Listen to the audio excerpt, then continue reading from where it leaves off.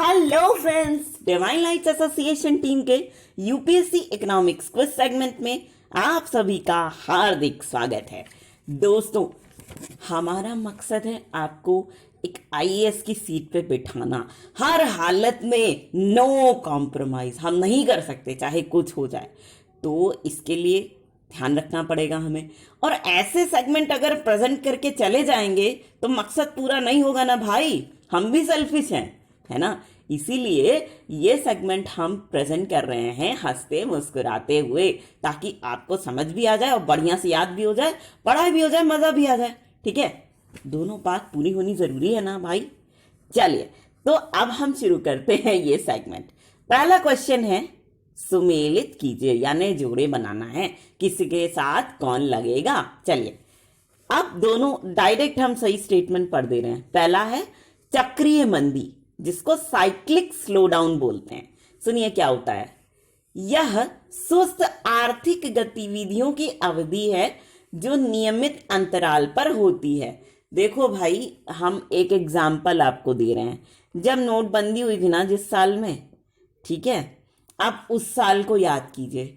उस साल से लेकर के 2018 तक के दौर को जब याद करते हैं आप, तो अर्थव्यवस्था कितनी सुस्त चल रही थी, इकोनॉमी कितनी सुस्त चल रही थी, कितनी रफ्तार अच्छी नहीं चल रही थी। फिर 2019 का भी आपने सुना होगा, जीडीपी दर कितनी स्लो हो गई, है ना। हुआ था कि नहीं हुआ था, याद आ रहा है। ठीक है, ये है साइक्लिक मंदी जो होता है। ठीक है, नेक्स्ट, संरचनात्मक मंदी। यह लंबे समय तक चलने वाली ऐसी आर्थिक मंदी है जिसका दुष्प्रभाव पूरे देश अथवा विश्व की अर्थव्यवस्था पर पड़ता है। देखो भाई, अब हम एग्जाम्पल से समझाते हैं आपको। हुआ क्या है, कोरोना वायरस है, ठीक है। अब पूरे दिन दुनिया में क्या हो रहा है, त्राहिमाम त्राहिमाम हो रहा है कि नहीं हो रहा है। ठीक है, अब सारे क्या किए, लॉकडाउन में चले गए ना।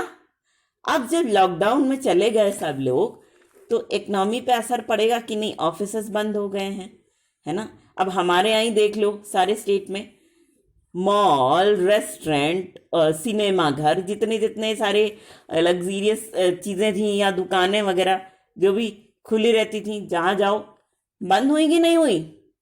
तो घाटा हुआ कि नहीं हुआ लोगों को, ठीक, मंदी हुई कि नहीं हुई। अब ये हो रहा है कि खाना वाना खिला दो, फिर बाकी का देखा जाएगा। पहले जान है, फिर बाद में आर्थिक व्यवस्था को संभाल लिया जाएगा, है ना। तो ये क्या हो रहा है, मंदी हुई कि नहीं। 2008 का दौर याद कर लीजिए, जब पूरे विश्व में मंदी फैली थी, है ना। कंपनियां लोगों को नौकरी से निकालने लगी थी। अभी भी ऐसा ही हो रहा है। ठीक है, ब्रिटेन ने खुद कहा है कि 3 महीने के बाद ब्रिटिश टेलीकॉम कंपनी है, 3 महीने के बाद वो निकालेगी लोगों को। ऐसे ऐसे कई हैं कंपनीज। ठीक है, तो कंपनीज नौकरी से निकालने लगी थी लोगों को 2008 में। कॉस्ट कटिंग कितनी होने लगी थी मंदी की वजह से ही। ठीक है, तो ये होती है संरचनात्मक मंदी, जिसका बहुत बड़ा प्रभाव पड़ता है कि लोग अपने खर्चे कैसे निकालेंगे, क्या करेंगे, क्या नहीं करेंगे। क्लियर। चलिए, नेक्स्ट क्वेश्चन। ऐसे देशों की रैंक जिनकी आय अधिक है उन्हें क्या कहा जाता है। Answer, middle income trap. ठीक है, ये समझ लो, ट्रैप मतलब एक तरह से जाल होता है। ठीक, तो middle income trap, middle income वाले देशों के लिए जाल कौन बिछा सकता है, जिसकी आय अधिक होगी वही तो जाल बिछा सकता है ना। शिकारी जाल बिछाता है कि नहीं शिकार करने के लिए, तो वही समझ लो कि ऐसे देश जिनकी आय अधिक होती है, इनकम अधिक होती है, तो वो शिकार करते हैं किसका, मिडिल इनकम वाले देश का। ठीक है, इसीलिए कह रहे हैं मिडिल इनकम ट्रैप। क्लियर। चलिए, नेक्स्ट, ग्रोस वैल्यू एडेड और ग्रोस डोमेस्टिक प्रोडक्ट में अंतर के संबंध में निम्न कथनों पर विचार कीजिए। पहला सही स्टेटमेंट, ग्रोस वैल्यू एडेड क्षेत्र विशिष्ट है, जबकि जीडीपी की गणना अर्थव्यवस्था के सभी क्षेत्रों से के योग से की जाती है, जिसमें करों को जोड़ा जाता है और सब्सिडी में कटौती की जाती है। देखो भाई, जीडीपी में क्या होता है, जितने भी अर्थव्यवस्था के क्षेत्र होते हैं, जैसे हमारे यहाँ मेन जो है 8 क्षेत्र हैं, जैसे एग्रीकल्चर है, क्रूड ऑयल है, इंफ्रास्ट्रक्चर है, बहुत सारे हैं, ठीक है। इस तरह से अब 8 क्षेत्र के जो कमाई हुई है हम उसका टोटल कर लें, ठीक है, और टैक्स बढ़ा के जो ले लिए वो, ठीक है, और सब्सिडी में हमने कमी की, राइट। ये क्या हो गया, ये जीडीपी हो गया, ठीक। सब्सिडी जैसे गैस सिलेंडर या किसी और चीज पे सब्सिडी मिल गई, छूट जिसे बोलते हैं, वो उसमें हमने कमी कर दी, ठीक है, वो हो गया GDP. Next, GVA, gross value added, कुल उत्पादन और आय के बीच के अंतर को मापने का एक तरीका है, ठीक। ग्रॉस वैल्यू एडेड को क्या बोला गया है, कुल उत्पादन और इनकम दोनों को के बीच के डिफरेंस को मापने की एक विधि है, क्या, ग्रॉस वैल्यू एडेड। अब ठीक से समझ में आ गया।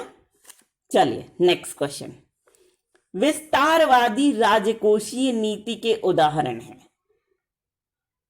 आंसर है पहला, पेंशन में वृद्धि, दूसरा है बेरोजगारी मुआवजे में वृद्धि, तीसरा है करों की दर में कमी, ठीक है। अब समझो, राजकोष, राजकोष मतलब सीधे से बात समझो, सरकारी खजाना, ठीक है। अब इसी में लगे हाथों आप समझ लीजिए फिस्कल डेफिसिट। जब आप पैसे खर्च करेंगे ज्यादा से ज्यादा तो पैसे कम होंगे कि नहीं होंगे, आपकी इनकम नहीं है लेकिन आप खर्च करते चले जा रहे हो, ये क्या हुआ, फिस्कल डेफिसिट, ठीक है, हो गया। अगर इनकम और एक्सपेंडिचर यानी आय और खर्चा आपका जो है, कमाई और खर्चा आपका बराबर बराबर है, तो आपका फिस्कल डेफिसिट यानी राजकोषीय घाटा जो है वो ठीक होता है ना, मैनेज करने लायक होता है। लेकिन अगर आप खर्चा किए जा रहे हो तो आपका राजकोषीय घाटा ज्यादा होता है, ठीक है। अब राजकोष मतलब सरकारी खजाना, तो विस्तारवादी राजकोषीय नीति, अब आप समझिएगा ध्यान से। देखो हमारे देश में जो संस्कृति चलती है वो कौन सी चलती है, सर्वे भवन्तु सुखिनः, सर्वे सन्तु निरामया, सर्वे भद्राणि पश्यन्तु मां कश्चित् दुख भाग भवेत्, ये वाली संस्कृति चलती है, ठीक है। किसी को भी दुखी होने की जरूरत नहीं है, सबको सुखी होना है, सबको स्वस्थ होना है, ये वाली संस्कृति चलती है हमारे यहाँ, ठीक है।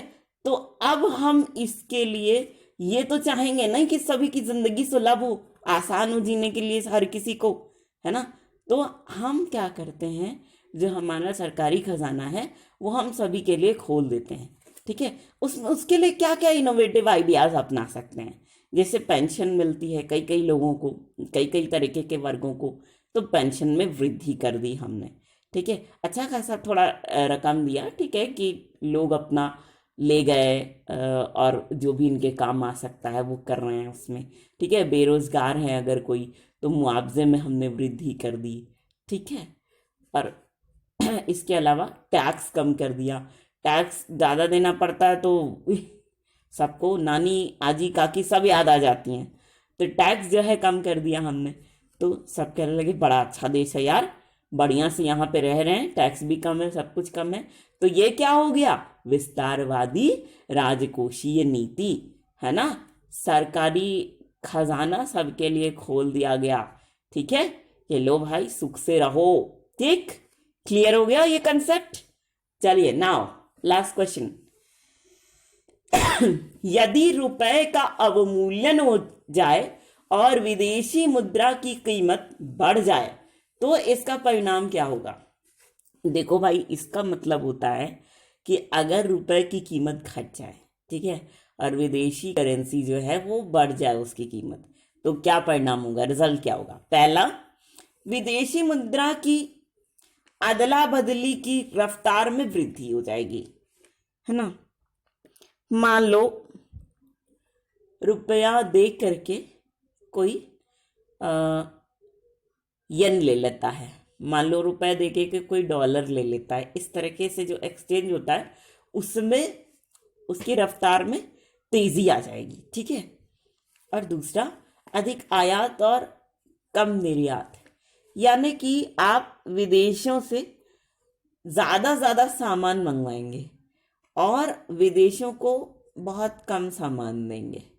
ठीक है, इसीलिए कह रहा है अधिक आयात और कम निर्यात। निर्यात मतलब भेजना और आयात मतलब मंगाना। तो आप ज्यादा मंगवाएंगे और कम से कम सामान भेजेंगे। ठीक है, तो दोस्तों ये एक्सप्लेनेटरी यूपीएससी इकोनॉमिक्स क्विज का जो सेगमेंट है वो यहीं पर खत्म होता है। लेकिन फ्रेंड्स हम आपसे एक रिक्वेस्ट जरूर करेंगे, वो क्या है ध्यान से सुनिएगा। वो रिक्वेस्ट ये है कि आप सभी लोग इस सेगमेंट को दिल खोल करके एंजॉय कीजिए, सबसे तो पहली बात तो यही है। और साथ में इसे उन लोगों तक जरूर से जरूर पहुंचाने की पूरी कोशिश कीजिएगा, my most dearest of the dearest friends, जो लोग इंटरनेट फैसिलिटी का लाभ नहीं उठा पा रहे हैं, है ना। तो इसी छोटे से रिक्वेस्ट के साथ हम आप सभी के ढेर सारे प्यार, जुनून, जज्बात और कड़ी मेहनत के साथ साथ आप सभी की उस कोशिश को भी दिल से सलाम करना चाहेंगे, जिसकी बदौलत ना सिर्फ आप सभी नई नई ऊंचाइयों को छू रहे हैं, बल्कि साथ ही आप सभी हर क्षेत्र में अपनी योग्यता का परचम लहरा पाने में भी भली भांति सक्षम हैं। तो दोस्तों इसी बात के साथ और इसी गर्व की भावना को अपने मन में संजोए हुए एक बार फिर से पूरी डिवाइन लाइट्स एसोसिएशन टीम की ओर से हम आप सभी को कहना चाहेंगे दिल से प्यार भरा नमस्कार।